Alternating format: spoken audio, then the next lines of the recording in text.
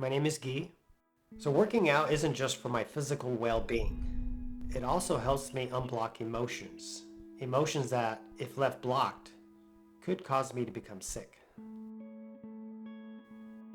During the 70s and probably even before that, a new disease began to emerge. And it wasn't AIDS, but the symptoms were nearly the same, at least for me. Up until the mid-1980s or so, the medical community was telling people with the disease that it was just in their heads. Nothing was wrong with them. They pretty much said the same thing to me. So in the summer of 1985, I suddenly got very, very sick. It felt like a nasty flu virus. Now, I was 21 at the time and quite healthy. I would exercise on a regular basis. I had a pretty good diet for a 21-year-old. And I didn't smoke, hardly even drank. And out of the blue, I get violently sick. I'm in bed for 2 weeks. I have a fever, throwing up, diarrhea. Thankfully, that stopped after a week. And I peed all the time. So I went to the University Student Health Center, and they checked me out. And they said there wasn't anything unusual, and maybe it was just a persistent virus. I'll bet. Anyway, I returned to work, and I found that I was just mentally tired all the time. And I discovered I couldn't exercise anymore, even swim. If I did, I'd be sick for a week in bed. I had symptoms of low-grade fever. I couldn't concentrate, short-term memory loss, constant mental fatigue that sleep didn't help. And then these concentrated muscle aches would just kind of come and go. Then I had the strangest night sweats. It's like literally half my body would be covered in sweat while the other half was dry. It was pretty scary. Anyway, somehow I got through my last semester at university. It was a blur, but I finished. Then I got work. And then I was hoping for some new news, so I went back to the doctor. And that's when they pretty much said it was in my head. Okay, so I said, let's do that. Well, what do? And so they suggested to see a therapist. So I went and saw a therapist. And I don't recall anything coming out of it. I saw that person 1 or 2 times, and that was it.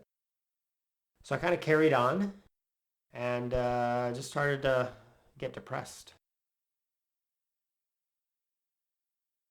I was like 22 at the time. And I was thinking, gosh, is this what my life is going to be like? I remember getting frustrated and just saying, screw it. I'm going to go play basketball with my friends. So I'd go and play. And I remember feeling really good.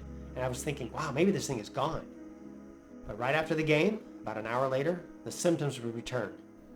I'd have diarrhea and fever, and I'd be in bed for a week. Then at some point, I was watching the news, and then the medical community had finally classified my symptoms as an actual disease, and they called it Epstein-Barr viral syndrome. And they said 80% of adults get the disease, but get over it. So why not people like me? So I went to the doctor and said, hey, I have all these symptoms. So they checked me out, and they said, yeah, you've been exposed to the Epstein-Barr virus. I said, great, okay, so what do we do? And that's when they said there's nothing they can do. There's no drugs, no treatment, no antibiotics, nothing. So I left feeling pretty helpless. And that's when I really sank into depression. I didn't want to live like this. I mean, I had the disease for like 1 or 2 years. And it was just, getting to me. And that's when I considered suicide. I don't think I actually would have gone through with it, but that was my mental state. And then this is when things got quite interesting. I remember watching a TV program called John Bradshaw and the Family. He was a therapist. He dissected the family system, its dysfunction. Anyway, I started looking at my childhood issues with my family. I saw a new therapist, a really good one. I started attending support group meetings. And with the help of the therapist, I finally began expressing my feelings. Emotions like anger, hurt, sadness, shame. All these emotions, these negative emotions, I didn't think I had. And this is when I decided to use my illness as a guide. because fighting it just didn't help. It just made me feel more sick. So I began to listen to it. And as I paid attention, I noticed that every time I expressed an emotion, my physical health would improve. So I was onto something. Anyway, I allowed myself to feel all my feelings from that point on. And this wasn't easy. I had done quite a good job of suppressing my emotions.